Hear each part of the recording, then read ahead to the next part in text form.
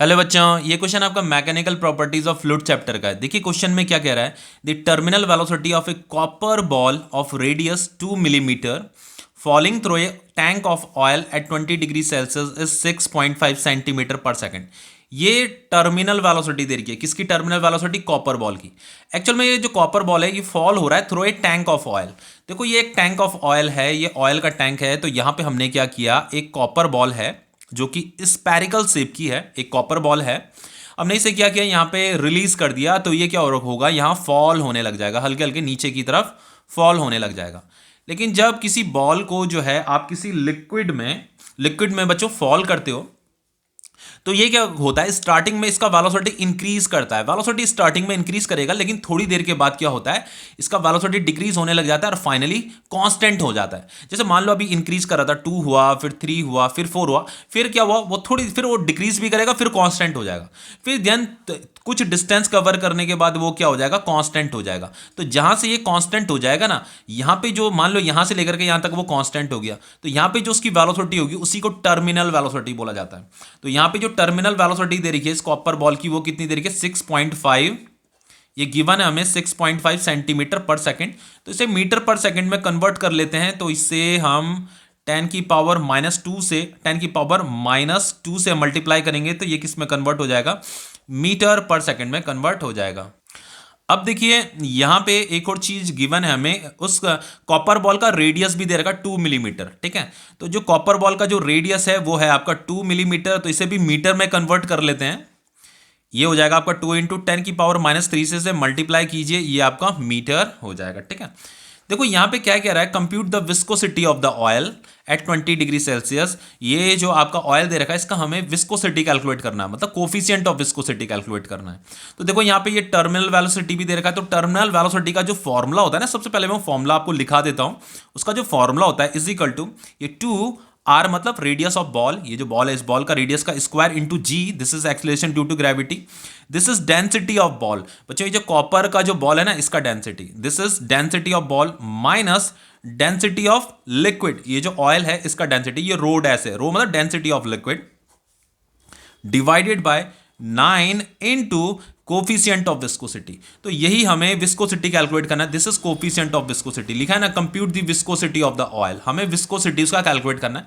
तो ये हमें कैलकुलेट करना है, तो इसे मैं रीअरेंज कर सकता हूँ ऐसे, ये इधर चला जाएगा तो ये हो जाएगा आपका 2r² जी, ये हो जाएगा माइनस ये डिवाइडेड बाय 9 इंटू ये टर्मिनल वेलोसिटी। अब हमें जस्ट यहाँ वैल्यू पुट करनी है, बाकी कुछ नहीं करना।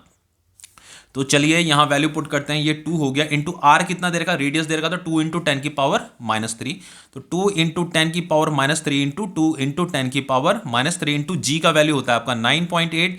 This is density of copper ball.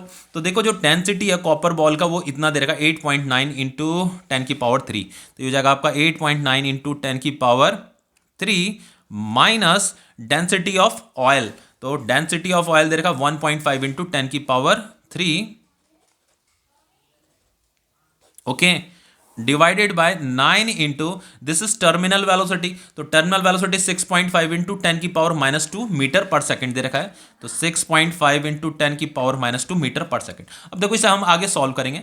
तो ये 2 2 ज़ा 4 हो गया, 4 2 ज़ा 8 हो गया, 8 इंटू 9.8 कितना होगा, 8 8 ज़ा 64, 6 कैरी, 8 9 ज़ा 72 और 6 कितना होता है 78। तो ये हो जाएगा आपका 78.4 हो जाएगा। ठीक है ना, इसका मल्टीप्लाइकेशन ये हो जाएगा आपका 78.4। ये 10 की पावर -3 है, ये 10 की पावर -3 है, तो इसका जो मल्टीप्लाइकेशन आएगा 10 की पावर -6 आएगा।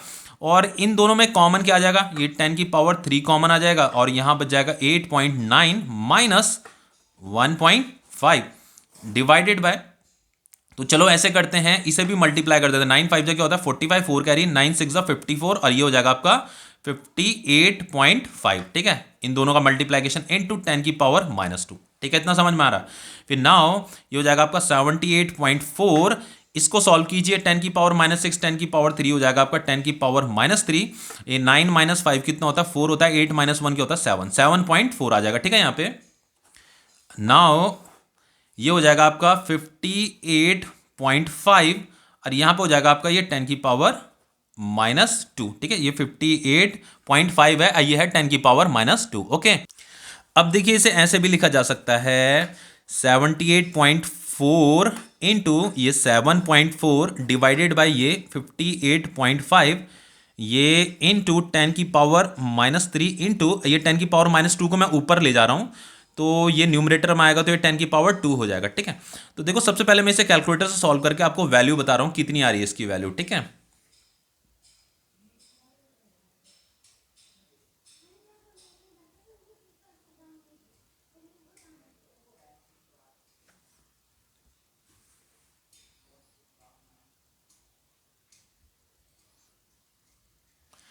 इसकी जो वैल्यू आ रही है, इतने की जो वैल्यू आ रही है वो आ रही है 9.917 इंटू 10⁻³ 10⁻² क्या हो जाएगा, 10⁻⁻1 हो जाएगा। ओके, तो ये जो कोफिशिएंट ऑफ विस्कोसिटी होता है, ये जो कोफिशिएंट ऑफ विस्कोसिटी होता है, इसे जो मीजर किया जाता है, इसका जो यूनिट होता है वो होता है आपका न्यूटन पर मीटर स्क्वायर सेकंड होता है। ठीक है, और इसका एक और यूनिट होता है, आप इसे, इसका एक और यूनिट होता है, उसे आप केजी पर मीटर पर सेकंड में भी लिख सकते हो। ठीक है, आपका एनसीईआरटी में यही यूनिट लिखा हुआ है, पर आप ये यूनिट भी लिख सकते हो और पास्कल सेकंड भी लिख सकते हो। ठीक है, तो ये क्वेश्चन कंप्लीट हो गया है।